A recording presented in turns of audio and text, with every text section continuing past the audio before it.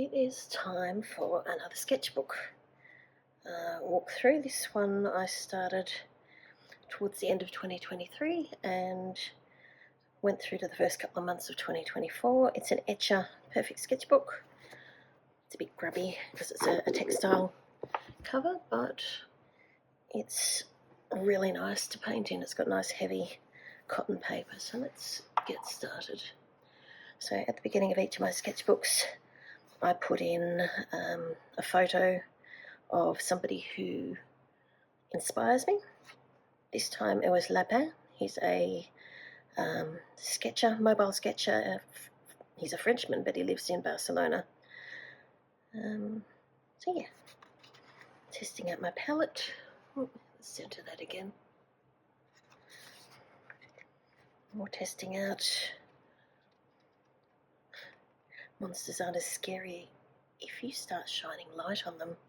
I love these funny fish. They don't look like that colour in the ocean, of course, but it's a sketchbook. I can make them look however I wish. A beach scene. A little bit of Zentangle work to relax. My son hit a kangaroo in his car, so I had to document that, of course. This page is playing around with greens, so two different ways of creating the greens from yellows and blues. One is painting all of the pale ones on, letting that dry, and then painting the blues over the top, and it creates the green that way by layering. And then this one, the two colours are mixed on the pan and then coloured in, so it gives quite different results even though you see it using the same pigments and in the same ratios, but yeah, you get quite a different result, so I was having a bit of a play with that. Captured my Pilea plant, a scene from the Norway fjords. I wish I could say I'd been there in person, but no, I was working from a photograph, trying to work on my landscape skills. A little bit of doodling, celebrating Friday. The crab looks so happy, makes me happy to look at. This one is a jelly print onto tissue paper, then applied to the page, and that's Bellona, the goddess of war. This is another scene from a photograph. I didn't write down where it was, which is a bit silly, but I like mountain scenes anyway, so it's all good. There's my lovely husband as a woman.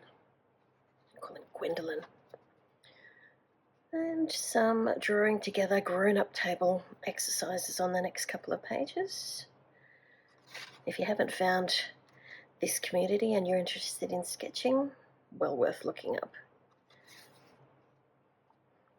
A Japanese restaurant that we went to one night.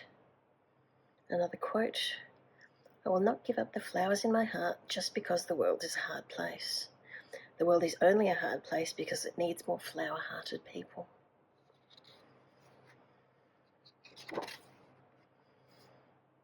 Yeah, this picture was, we had to draw something that symbolised some of the tough times in our lives, so a brightly coloured bird escaping the cage pretty much sums up the first half of my life.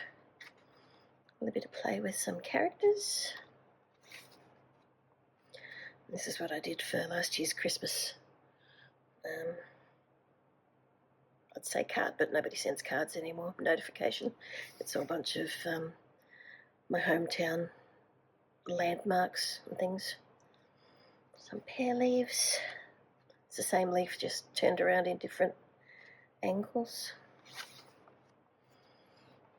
Trying out a new style with lines.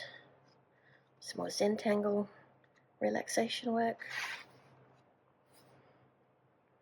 Working this year also on portraits, quick portraits. They don't have to look exactly like the person, but getting the gist of it and making it fun. I can see I had fun painting that one. I'm celebrating my son's graduation with his engineering degree. I got a new paint palette for my birthday from my parents, so I was testing that out.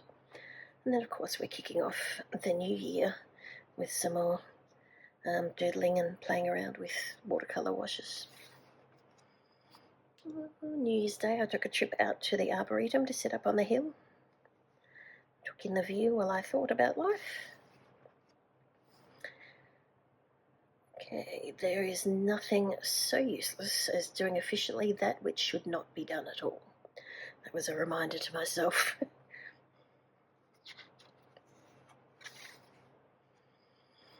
This was remembering a candlelight concert that we went to. It was too dark and cramped to draw in situ, so I worked from a photo when I got home.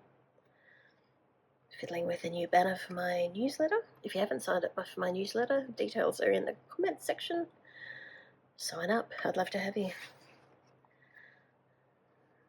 Playing with gouache landscapes and wanted to play with a Ghibli-esque sort of vibe. I'm pretty pleased with the way that one turned out. Lunchtime sketch when I was in the office one day. And this one, I had a couple of weeks off work and I decided to meet my lovely friend Sally for breakfast and sketching. She's a fabulous sketcher as well. So we had coffee and brunch. So, of course, we drew our food before we ate it, which, of course, means that the food was cold, but it was still delicious. Lanyon Homestead from a photo I took when I was out there with the Urban Sketches the weekend before. And I love drawing birds, so there's always an opportunity to add them into sketchbooks. This quote says, "Life can be just black and white, but with imagination, life is a kaleidoscope of exhilarating colours and breathtaking adventures." Yes. This one is another jelly print with a couple of different layers onto tissue paper and then stuck in on here. That's my oldest boy. Handsome man he is. And then this is the anatomy of a woman who's been on leave for 3 weeks. Lots of fun. Really needed to reset my brain. It was good. This one's from a photo I took in France 11 or 12 odd years ago. Made me wish I was actually there drawing it. Here's my kitty cats. We call them the furry terrorists because they run around and chase each other and do high-speed passes over the bed at 2 in the morning. Yeah, but we love them. Do not take life too seriously. You'll never get out of it alive. So this one was a combination of acrylics and stenciling and layering up collaged elements as well. These were failed jelly print experiments. Sketchbooks are not just for having pretty pages. Sketchbooks are for playing and learning, and sometimes that means you're going to mess things up. But they deserve a place there. It's part of your journey. This is another jelly print one with some collaged elements. This was an experiment I did. I stenciled on some background texture in acrylics first and then painted over the top in watercolours, and the acrylics act as a bit of a relief. The watercolour doesn't stick to it particularly well, so the texture comes through quite nicely on that one.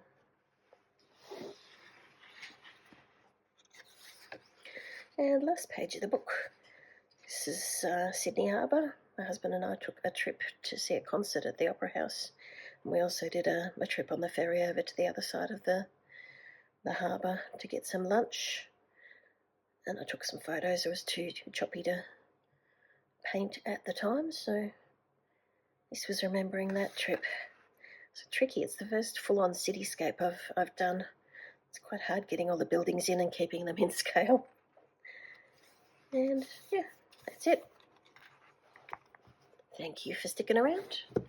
Please do check out my newsletter and my blogs. The information's in the description down below. Thanks for sticking with me. Thanks for watching. I'll see you next time.